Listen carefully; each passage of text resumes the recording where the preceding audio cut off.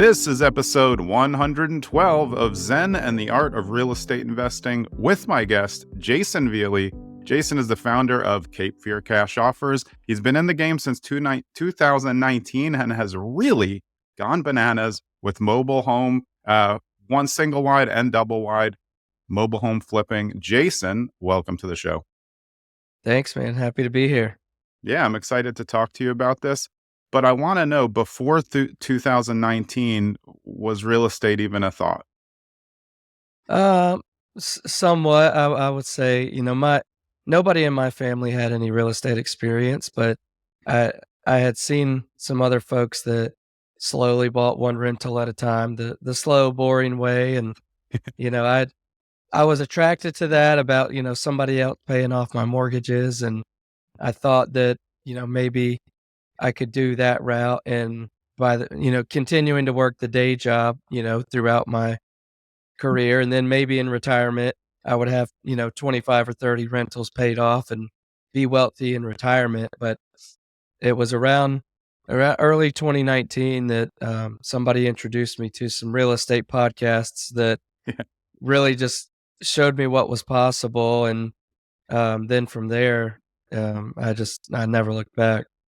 Yeah, so I think you were under contract on your first property, and somebody said, "Hey, have you heard about Bigger Pockets?"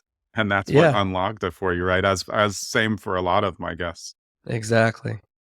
Did it give you more confidence to know that so many other people were doing it? Is that what it was, or was it just a knowledge base as well? No, it was more of the knowledge base of just you don't know what you don't know, and one of the biggest revelations to me was that hard money lenders and private lenders exist, because I went to school for finance. I had been a licensed financial advisor. I had my Series 7 and 66, and then I worked with institutional trust funds when I started to invest in real estate.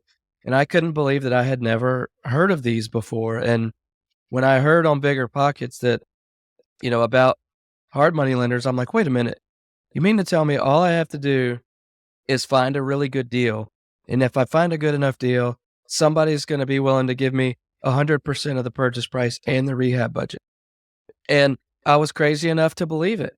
And I went out, and then I found my first flip pretty quickly, which was a double wide.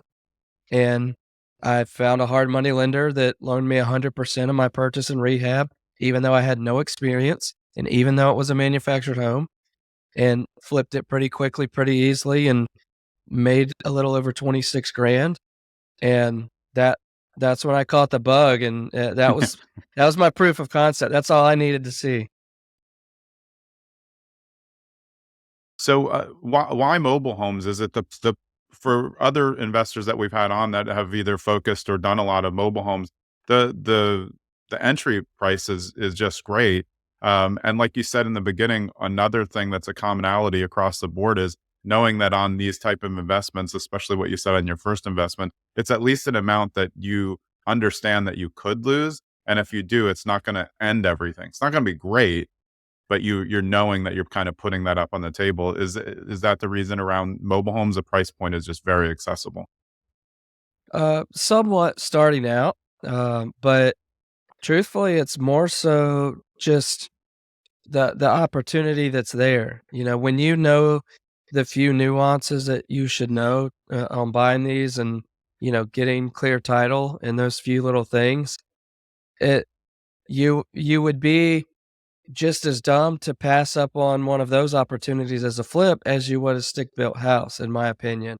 And what I've noticed, at least in my market, is most house flippers in this market have no interest in manufactured homes.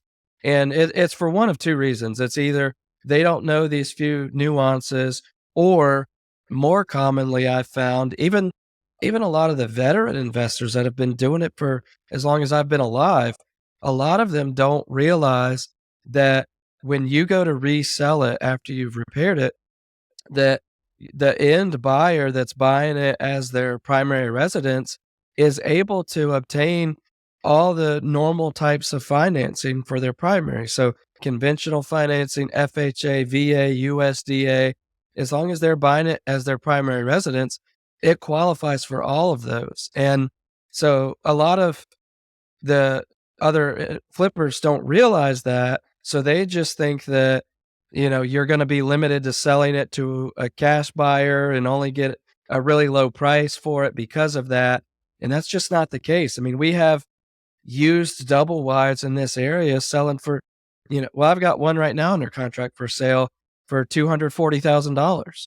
And, there are brand new land home packages for double wides in our area for 300, 320. And even, I sold a single wide a few months ago that I renovated out in the country, like 30 minutes from the city for $176,000. And people just don't realize there's, in my opinion, even more opportunity because the less competition. Yeah, I was laughing before because you said kind of offhand, like, "Oh, I mean, that's kind of it," but you really just gave a 5-minute masterclass on the reason why most people will not do this, because it is very nuanced, and all the things that you just laid out there are the linchpins to doing well in the business. But you also know, looking around, most people just don't wanna do that much work. It's a little bit more intricate with maybe what they think as less profit, but if you're good at it, then you can do more volume because you're the expert in that area where other people are passing, right? You're giving yourself that competitive advantage where, and then also everybody knows that so you're going to get more opportunities. As that started to come to pass now, they're like, well, Jason knows everything about how to get these deals done. It makes it easier for you to work with the sellers and then transfer to a buyer. Everything's done, no glitches in the end. 100%. I mean, I've uh, I've been crowned by a couple of local investors as the trailer king, um, and I'm like, hey, I'll take it if that helps people send me deals. And what I found is, most of the wholesalers in town that know that they may have a buyer that's willing to pay 10 or 15,000 more than me for a stick built flip, that most of those same buyers don't touch manufactured homes. So these same wholesalers that I might not be their number one buyer for this, a lot of stick built stuff, even those wholesalers are still bringing me all of their manufactured homes first. And the, there's more more deal flow when you have, a niche like that, and you're known for it and known for being able to get it done. So how have you learned how to be good in that area with that off-market negotiation direct to sellers, and also just taking over, even if it's a wholesale, sometimes the seller's still there?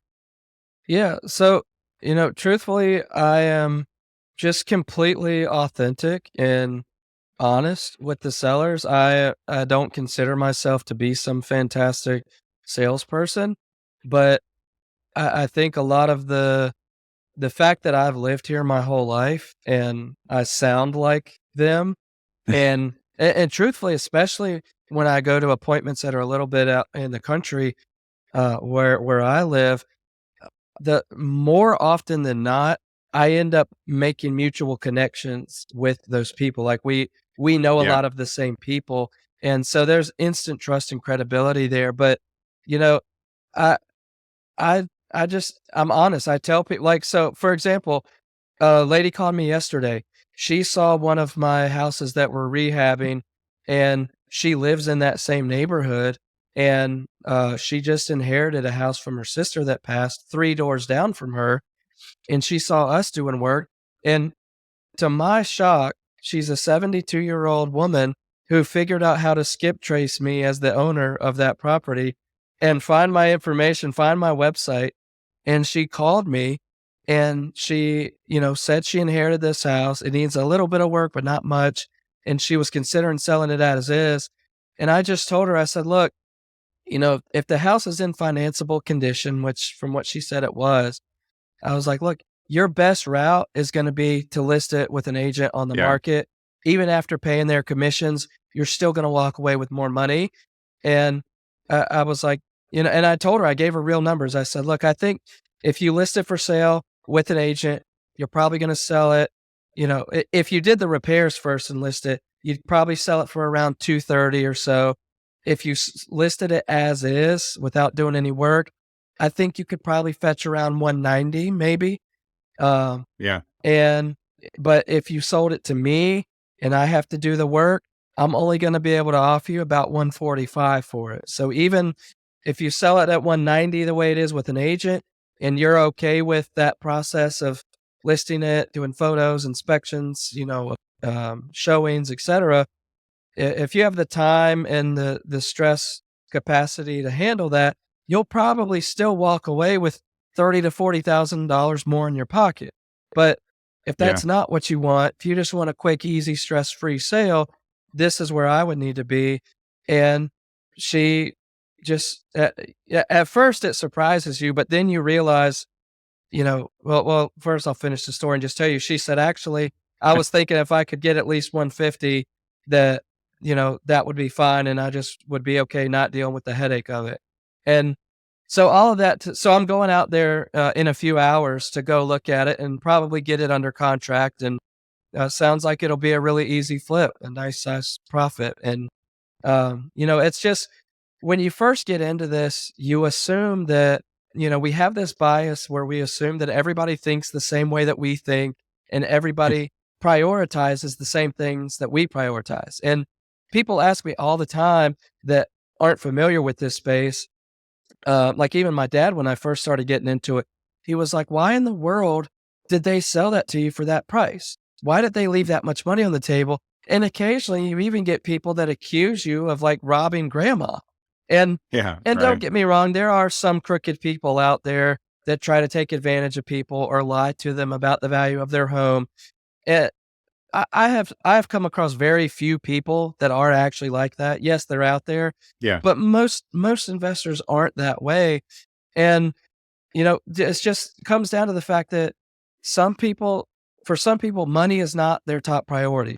Maybe their top priority is just selling it as fast as possible because their lower stress level is more important.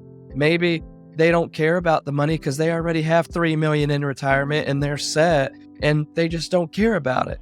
Maybe they're getting a divorce. Maybe they're facing foreclosure and waited too long to be able to sell it on the MLS.